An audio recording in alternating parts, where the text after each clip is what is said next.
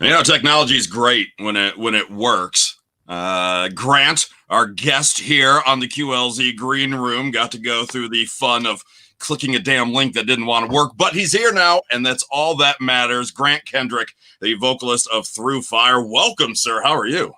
How's it going? Thanks for having me. So I can't explain why the whole world is affected, but I realized actually just this week that our last big rock concert that we had in Springfield was headlined by you guys. Did you bring the pandemic? If you come back around and perform in Springfield, will you eliminate the pandemic? That's what I'm thinking would happen. Yeah. I mean, that's all the only thing I can think of. It was you, Saul, and Dead Posey back in December. It was the last big show we had. Great show. Show. I had no idea at the time. Oh, this will be the last one that we get for at least a year. Me either. I did get sick on that tour too. Okay. Really sick. It wasn't me. It was one of my coworkers, I promise. No, yeah. But it was so bad, I was thinking maybe I got it a little early, but no. So how have you been holding up, obviously, during all of this? Without touring, I'm sure life is upside down right now. Yeah, it's, I'm kind of, I guess, it's just like one giant funk. It feels like it hasn't ended yet. I actually did get sick with COVID and recovered, but the sickness on that tour was worse than COVID, actually. That tour, I came down with something real nasty on that tour. But and COVID wasn't fun either. But got through that. So, and thankfully you've recovered from that. I know Maynard of Tool talked about getting it back in February and still having lung damage so many months later.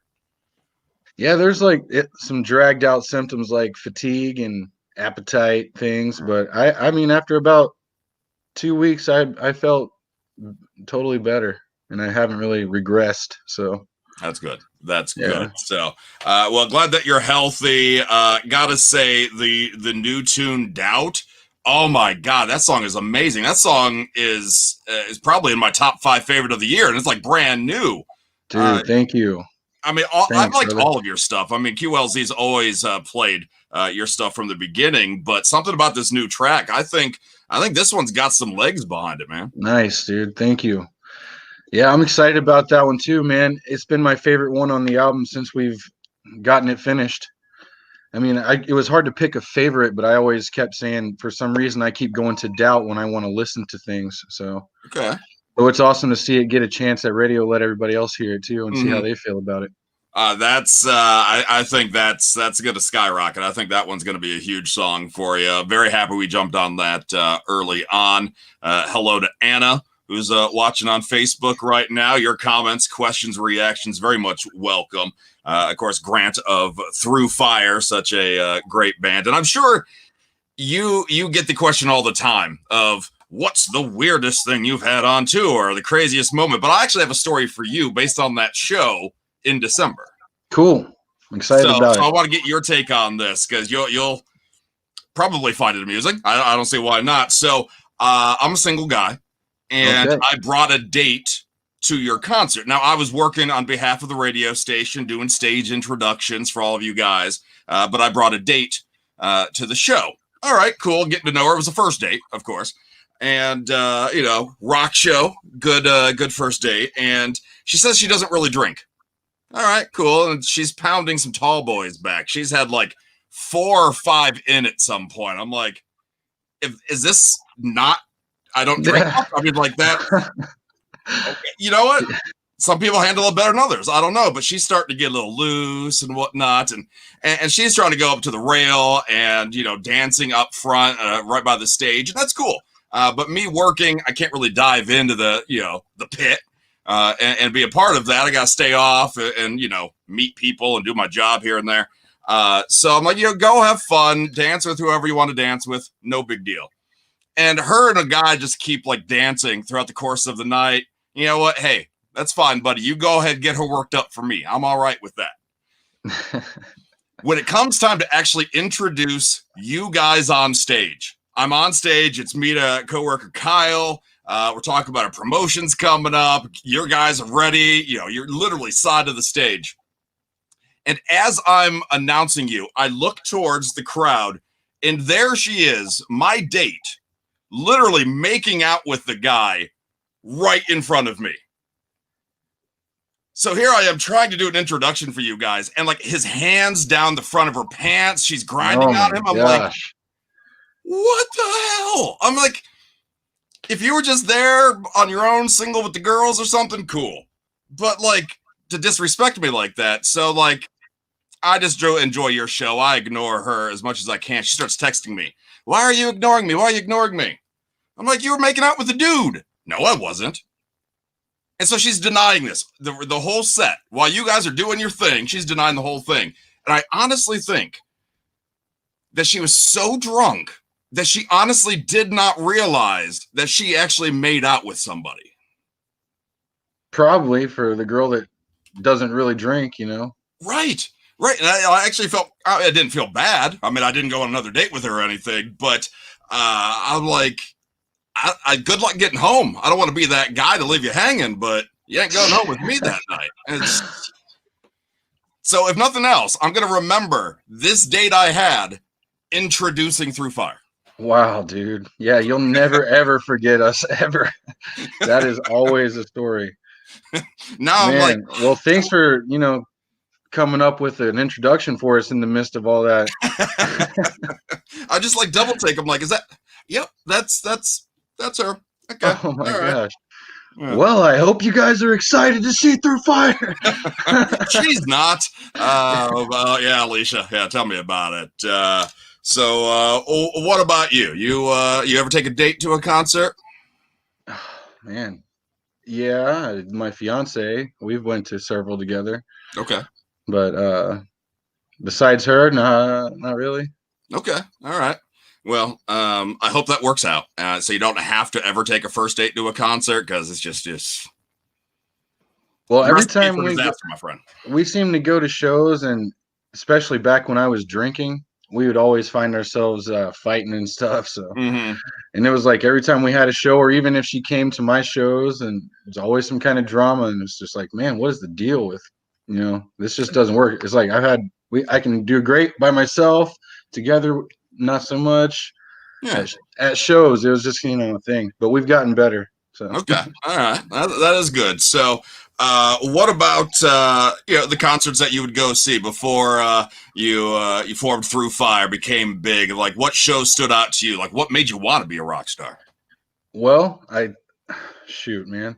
I kind of wanted to for quite a long time before I saw my first show. Okay. But when a show that took me from like having a dream and kind of shaped it a little more was a Slipknot show. Nice. In Topeka, Kansas. It was Slipknot and Lamb of God and Shadows Fall. And they basically ripped all of our faces off that night. I was in the front row on the right up on the rail. Me and about 4 of my buddies, we waited like 6 hours in line to get up as close as possible.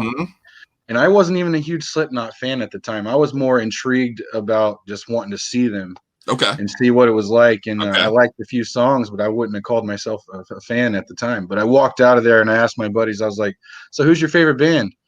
And they're like, such. And I'm like, if it ain't Slipknot, I mean, what did how could you say anything other than Slipknot after witnessing that?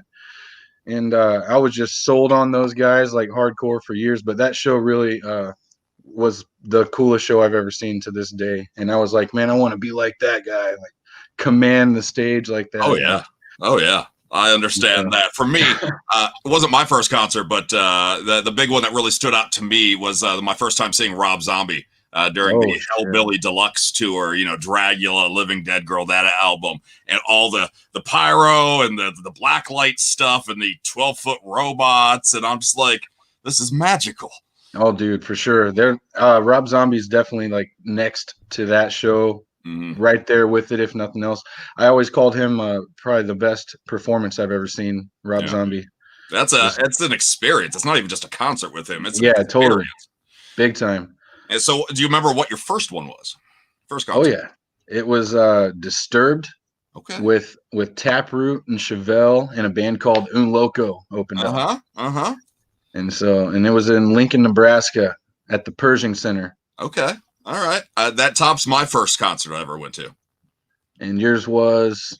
The Teenage Mutant Ninja Turtles Shell Shocked tour. Oh, it sounds like it tops mine. Teenage Mutant Ninja Turtles, early 90s, like did the Rockstar thing. They actually like played guitar and everything. Were you even alive for that? Oh, I loved the Ninja Turtles when I was a kid, man. Okay. So huge Turtle fan. I remember my dad bought me the nunchucks there, and I like hit myself in the head so much. Oh man, it was something else. It was something else. Yeah, heck yeah. Yeah. So, all right. Well, now you get to be that guy on stage, given all these memories and whatnot. You know, what's, and this is more of a typical question, but I got to ask it. Who do you want to tour with that you haven't been able to? I'd love to tour with like Korn or Breaking Benjamin. Right. Or yeah, those first two that popped in my head. I mean, Five Finger Death Punch would be awesome. Mm-hmm. Okay. All right. All great bands. Yeah, all bands. I support that. Go ahead. I say, you know, bring them all together at once. I should have said Metallica. my drummer, he would be mad if I didn't pick them. Yeah, I'm sure they have some stories. I'm sure they have some wisdom to bestow. Yeah. So when you're creating the new albums and whatnot, when you're creating this new music, are you trying to stick to a more familiar Through Fire sound to, you know, satiate the fan base, or are you looking to expand when you do this stuff? Like, what's that balance between trying something new and being the Through Fire we know and love? I kind of felt like on All Animal, we kind of tapped into like a little bit of different elements that we hadn't really played with a whole lot before until that album. So I feel like we're always down for growing and trying to experiment and do little different things and stuff like that. But at the same time, Through Fire has its like core elements that I don't think we stray away from, get too far away from. Oh, sure. Now, which is mostly songwriting and you know, like lyrical content and melody and all that has to be there, of course, but then you can play with it and, you know, soften it up a little bit vocally or bring the total aggression. Same with guitars and drums and stuff. So. And is this a process where you know, the whole band really kind of gets to really kind of pull on everything until everybody agrees on something, or you're like, nope, this is what I want? Actually, no. Our guitar player Justin, he does the writing of the whole entire songs by himself. Okay. So, and if we don't like it, we get too bad. no, it's not that bad. No, but he does write everything, and you know, and majority of 99% of everything he writes, I'm in love with. Okay. We connect. We got that kind of thing. It's like a special deal there. But if I didn't like something, you know, he's all about hearing what I got to say and stuff like that. So. Okay. And I was going to ask, because I know that you've had some announced dates for 2021 with Fozzy, and Chris Jericho has been very vocal about the tune Painless and how they created the song, and even he didn't really grasp it, and it took him a few listens to understand why the rest of the band liked it so much. So I was going to ask if you had any of those tracks like that. When we were doing Breathe on the first album, I recall like being halfway done with recording it, and it finally hit me what the song was like what it was to me. And for me, it's like a prayer, a straight prayer to God from the heart. Okay. And I just didn't really catch that until, I don't know. Like I said, it was like almost done recorded, and I was hearing it, and I felt like, oh my God, I know what people are going to feel when they hear this. Yeah. And it just hadn't really hit me until after, you know. It sounded cool to me. We were working on a cool song. I knew it was going to be good, but then it took on a whole new level. So I would say Breathe. Okay. I mean, I couldn't do what you guys do. I've always looked up to musicians and songwriters to be able to piece everything together and to be able to create something that affects us so personally. I'm not much of a lyricist. And it takes me a few listens to really understand and really like a lot of music. It doesn't say I dislike the songs when I hear them, but just it takes me a little bit. And that's why I actually like Doubt so much, because the first time I heard that, I connected with it. And that for me is rare. Dude, I could never do that. I could never do that because I would want to give up like halfway through every single song creation. Man, that's awesome. I'm so glad that you love it like that. I hope everybody feels that way. Yeah. So everybody, if you haven't listened to it yet, I'll go ahead. I'm going to put that on our website again, wqlz.com, so everybody can to check that out. But who are you listening to right now? Who am I listening to right now? Some Deftones new album just came out on my birthday. Ooh, happy belated. September 25th. Yeah, thank you. What else? Kind of on the spot there. I don't know, man. That's all right. That's all right. You know, actually, and I like that you Smash Into Pieces. Another band I've been digging. Who was that? Smash Into Pieces. Okay. All right. Digging those dudes. I got to check those guys out. I think the last couple times I've had one of these QLZ green rooms and I've asked that question, I've gotten like, well, right now I'm in a classical kick. Or right now I'm listening to Miley Cyrus. And I'm like, this is not where I expected this to go. Yeah. No, I don't have anything that weird going on right now, really. So, yeah. And you know, even if you do, though, that's kind of cool that you could really kind of appreciate all genres of music. Is there anything that you don't get? Like, country music or something? I don't know. No, actually, I'm the opposite. I've always said to people when they ask what kind of music do I like, I always say I like good music. Although it is subjective. Right. I think there's good songs in every single genre, and I think there's terrible songs in every single genre. So I just, between my own taste and opinion on them, I like music in every genre. Okay. And right now there's a little bit of a kick with the rock world where you got Greta Van Fleet, you have Dirty Honey, and you have a lot of these newer bands with a very classic sound to them. What do you think about that movement? Part of me, I appreciate it. It's not something that I really saw coming, or you know, it doesn't even completely really make sense to me. But for some reason, it works and it's cool. So I'll just put it that way. Now, I gotta be honest. I don't believe Greta Van Fleet when they say that when they're recording their music, they never once thought of Led Zeppelin. I don't believe that at all. How do you not hear that in the music? Their producer did. Yeah, that's true. That's true. All right. And last thing here before we let you go, Grant of Through Fire. So talking about the music and what inspires you, and frankly, here I am. I just brain farted. I'm trying. Like, I had this great question lined up, and I'm like, now I can't think of it. Oh, well, cool, man. I feel for you. Like, I could be right there in your shoes. I remember now. A lot of people, and I argue this all the time. People are still fighting that rock is dead. What do you say to that? Well, it's clearly not dead. But it's only my brain, not rock. No. I mean, to what I say to that is, you know, when you think something's gone, just when you think it's over and it's too late, something resurrects and comes back. It's like just keep watching and watch. Rock will be right at the top again. And I'm perfectly fine with that. But as far as dead, I mean, it's definitely got a pulse. Go to a show. I mean, you'll know for a fact it's not dead. I mean, it may not be top of the singles charts, but even then, yeah, rock needs to be. You know, rock's got that anger and that piss and vinegar behind it. You know, if we're number one on the pop charts, I know. Yeah, it'll lose that. It's got to be something where people like, where you feel like it's yours, like it's your culture and it belongs to you, and it isn't for everybody. Yep. You know, and if they want it, you know, they come into our world. Absolutely. Happy birthday from Anna to you, and then happy birthday to Anna. Thank you. And thank you for interacting, everybody. Grant, if people want to find you online, where can they do so? Well, they can find us at throughfiremusic.com. You can find me on Facebook by my full name, Grant Joshua Kendrick, although I'm pretty stacked up on spots there. But I'm also on Instagram at tfiregrant. Okay.